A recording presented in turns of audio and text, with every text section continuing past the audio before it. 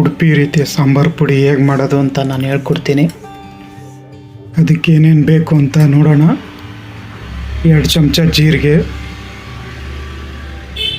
ಸ್ವಲ್ಪ ಇಂಗು, 1/4 ಕಪ್ಪು ಕಡಲೆಬೇಳೆ, 1 ಚಮಚ ಮೆಂತ್ಯ, 1/4 ಕಪ್ ಉದ್ದಿನಬೇಳೆ, ಆಮೇಲೆ 1 ಕಪ್ ಧನಿಯಾ, ಆಮೇಲೆ ಸ್ವಲ್ಪ ಕರಿಬೇವು, ಒಂದು 15-20 ಬ್ಯಾಡಗೆ ಮೆಣಸಿನ್ಕಾಯಿ, ಒಂದು 5-6 ಗುಂಟೂರು ಮೆಣಸಿನ್ಕಾಯಿ. ಇದೆಲ್ಲ ಒಂದರಾದ್ಮೇಲೆ ಒಂದು ಹುರ್ಕೋಬೇಕು.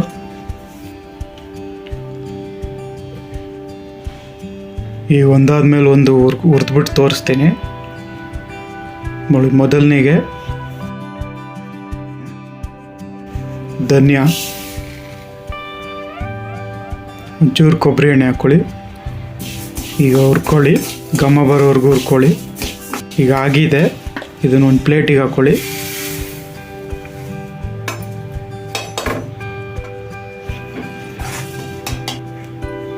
ಈಗ ಉದ್ದಿನಬೇಳೆ, ಒಂಚೂರು ಕೊಬ್ಬರಿ ಎಣ್ಣೆ ಹಾಕ್ಕೊಳ್ಳಿ. ಇದು ಘಮ ಬರೋವರೆಗೂ ಹುರ್ಕೊಳ್ಳಿ. ನೋಡಿ, ಇದು ಆಗಿದೆ, ಇದನ್ನು ಅದೇ ಪ್ಲೇಟಿಗೆ ಹಾಕ್ಕೊಳ್ಳಿ.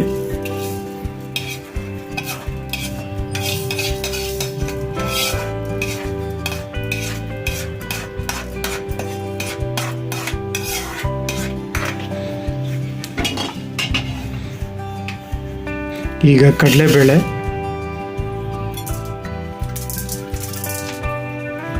ಈಗ ಸ್ವಲ್ಪ ಕೊಬ್ಬರಿ ಎಣ್ಣೆ ಹಾಕ್ಕೊಳ್ಳಿ. ಇದನ್ನು ಘಮ ಬರೋವರೆಗೂ ಹುರ್ಕೊಳ್ಳಿ. ನೋಡಿ, ಇದು ಆಗಿದೆ, ಇದನ್ನು ಅದೇ ಪ್ಲೇಟಿಗೆ ಹಾಕ್ಕೊಳ್ಳಿ. ಹೀಗೆ ಒಂದಾದ್ಮೇಲೆ ಒಂದು ಹುರಿಬೇಕು.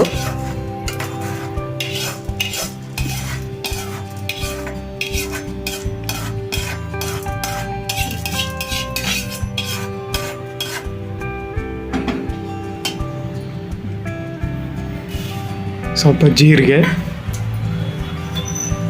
ಸ್ವಲ್ಪ ಕೊಬ್ಬರಿ ಎಣ್ಣೆ,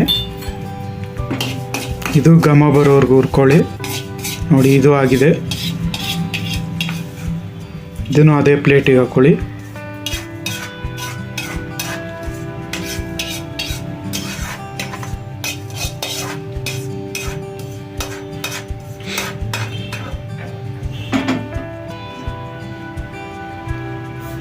ಈಗ ಮೆಂತ್ಯ ಹಾಕ್ಕೊಳ್ಳಿ, ಚೂರು ಕೊಬ್ಬರಿ ಎಣ್ಣೆ ಹಾಕ್ಕೊಳ್ಳಿ. ಹಾಗೆ ಇದು ಘಮ ಬರೋವರೆಗೂ ಹುರ್ಕೊಳ್ಳಿ. ನೋಡಿ, ಇದು ಆಗಿದೆ, ಇದನ್ನು ಅದೇ ಪ್ಲೇಟಿಗೆ ಹಾಕ್ಕೊಳ್ಳಿ.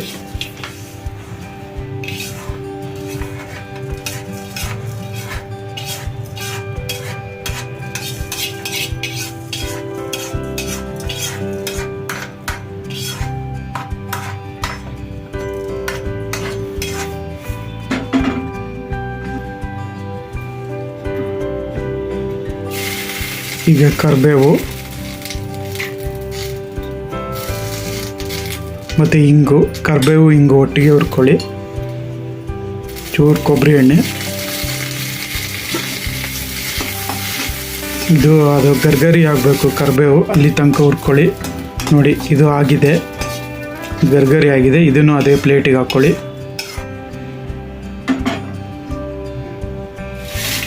ಕೊನೆಗೆ ಒಣಮೆಣಸಿನ್ಕಾಯಿ, ಇದು ಗರ್ಗರಿ ಆಗಬೇಕು, ಅಲ್ಲಿ ತನಕ ಹುರ್ಕೊಳ್ಳಿ.